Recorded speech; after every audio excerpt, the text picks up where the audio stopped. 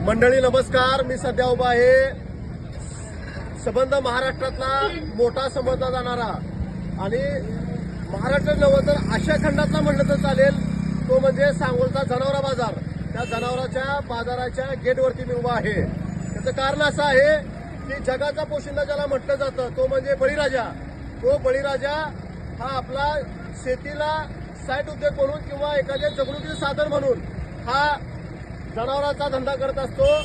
ते जनावरं खरेदी विक्रीसाठी या सांगोल्याच्या बाजारामध्ये आणत असतो. संबंध महाराष्ट्रामधून या सांगोल्याचा मोठा बाजार म्हणून संबोधलं जातं आणि इथे जनावर येतात.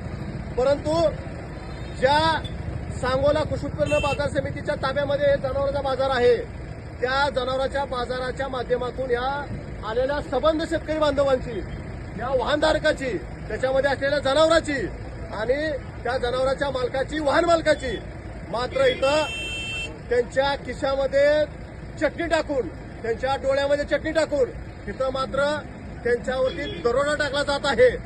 5 रुपयासाठी पावतीसाठी तर 200 रुपये घेतले जात आहेत. 5 रुपयाच्या पावतीसाठी 100 रुपये घेतले जात आहेत. एखादा हात जोडून शेतकरी विनंती करतोय तर त्याला मात्र पैशासमोर त्याला पायाखाली तुडवल्यासारखी भाषा केली जात आहे. हे कशासाठी?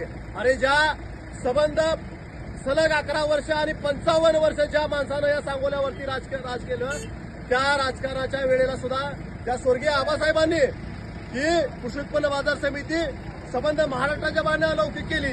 त्या आबासाहेबांच्या पाच्यामध्ये मात्र या कृषी उत्पन्न बाजार समिती आज मोडकळीस येत आहे. शेतकऱ्यावरती दरोडे टाकले जात आहेत.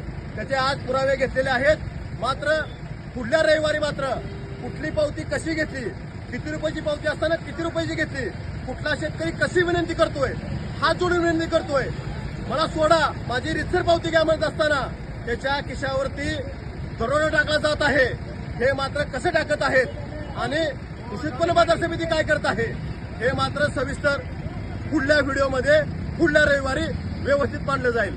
तत्पूर्वी संबंध शेतकऱ्यांना, ज्या ज्या शेतकऱ्यांना हा व्हिडिओ पोहोचत आहे त्यांनी मात्र आपला आवाज, आपली लुटमार होण्यासाठी आणि आपल्या बाजूने आवाज उठवण्यासाठी, बाबा हो तुम्ही खरं जगाचे मालक आहात, तुमच्यावरती जर दरोडा पडत असेल तर ही दरोडा टाकणारी टोळी ही मात्र उद्ध्वस्त केल्याशिवाय आपण राहणार नाही. म्हणून बाबांनो, तुमच्या पाठीमागं, तुमच्या मागं आम्ही या सांगोला शहरातील भूमिपुत्र म्हणून आम्ही मागं आहे. आमच्याशी तुमची लुटमार जर होत असेल तर आज काय पुरावे उपलब्ध झालेले आहेत. मात्र 8 दिवसामध्ये आपण आमच्याशी संपर्क साधावा.